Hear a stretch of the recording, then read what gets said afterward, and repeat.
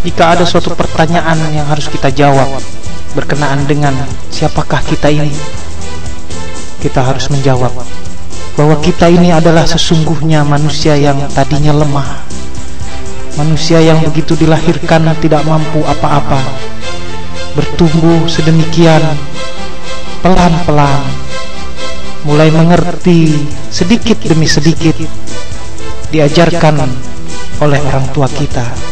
Ya, kedua orang tua kita, ayah dan ibu kita, adalah dua sosok manusia yang mempunyai peran yang amat besar untuk kita.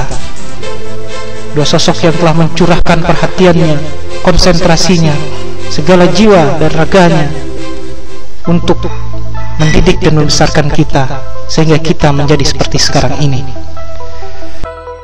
Berbuat baik kepada orang tua sangat ditekankan, sehingga perintah tersebut diulang beberapa kali di berbagai surat dan ayat Quran.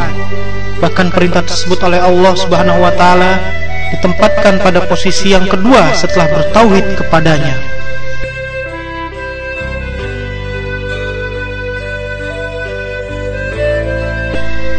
Ayah adalah sesosok tegar yang menjadi pemimpin di dalam keluarga kita. Ayahlah yang memiliki keteguhan hati, kekuatan, simbol dari kekuasaan, yang memiliki tanggung jawab yang sangat besar di dalam keluarga.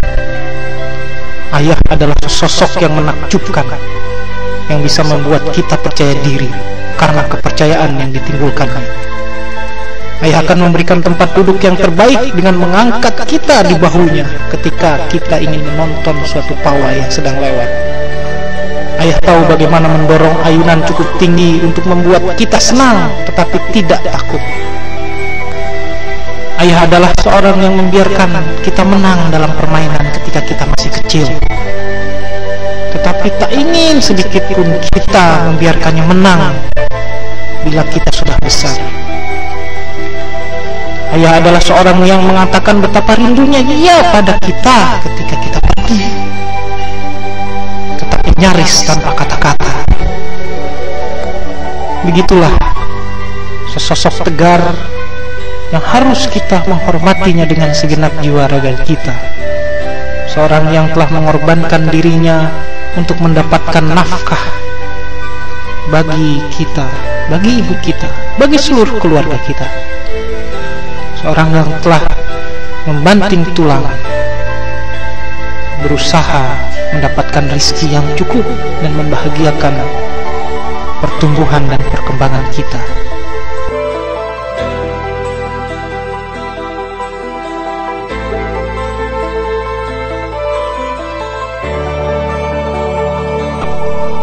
Dan Tuhanmu telah memerintahkan supaya kamu jangan menyembah selain Dia, dan hendaknya kamu berbuat baik kepada ibu bapakmu dengan sebaik-baiknya.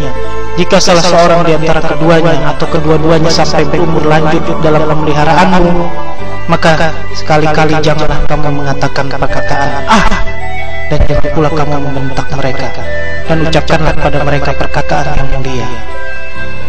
Dari Abu Hurairah, dia berkata, telah datang pada Rasulullah seorang laki-laki lalu bertanya, "Wahai Rasulullah, siapakah yang lebih berhak untuk saya pergauli dengan baik?" Beliau menjawab, "Ibumu." Dia bertanya lagi, "Kemudian siapa?" Beliau menjawab, "Ibumu." Dia bertanya lagi, "Kemudian siapa ya Rasul?" Beliau menjawab, "Ibumu." Dia bertanya lagi, "Kemudian siapa ya Rasul?" Beliau baru menjawab, "Ayahmu." Hadis riwayat Muslim.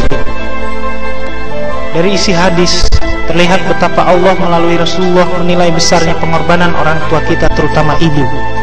Apa yang sudah ibu berikan kepada anaknya tidak dapat dibandingkan dengan apapun di dunia ini. Orang tua, terutama ibu, harus selalu kita hormati sepanjang hidup kita, walaupun itu bukan orang tua kita sendiri. Kalau kita menghormati semua orang tua, berarti kita menghormati orang tua kita. Begitu juga bila kita memaki orang tua yang bukan orang tua kandung, maka berarti kita memaki orang tua kita sendiri. Memuliakan orang tua kita bukan dengan memberinya harta yang berlimpah, tetapi akhlak yang baik dari anak-anaknya sudah membuat orang tua kita damai dan senang. Harta tidak dapat dibandingkan dengan kemuliaan dari akhlak yang baik. Kita sebagai anak harus memohon, berjuang sekuatnya kepada Allah bila orang tua kita belum mendapat hidayah dari Allah. Dan kita harus selalu menerima segala kekurangan orang tua kita dengan lapang dada. Begitu besarnya keutamaan yang diberikan Allah untuk berbakti kepada ibu kita, karena ibu kita telah melakukan pengorbanan yang begitu besarnya, melakukan pengabdian serta kasih sayang kepada kita. Dan karena seorang ibu itu telah mengandung dengan susah payah, menyusui, mendidik, membesarkan kita. Ibu juga yang membalas surat-surat kita setiap kali dan tetap akan menyurati kita walaupun kita tidak membalasnya.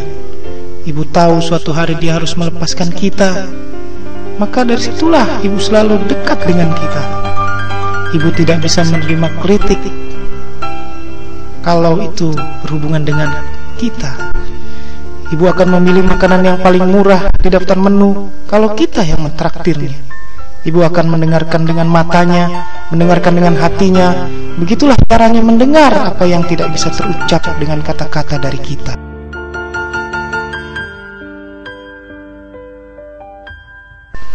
Maka untuk ayah dan ibu kita, untuk bapak dan emak, untuk abah dan umi, untuk papi dan mami,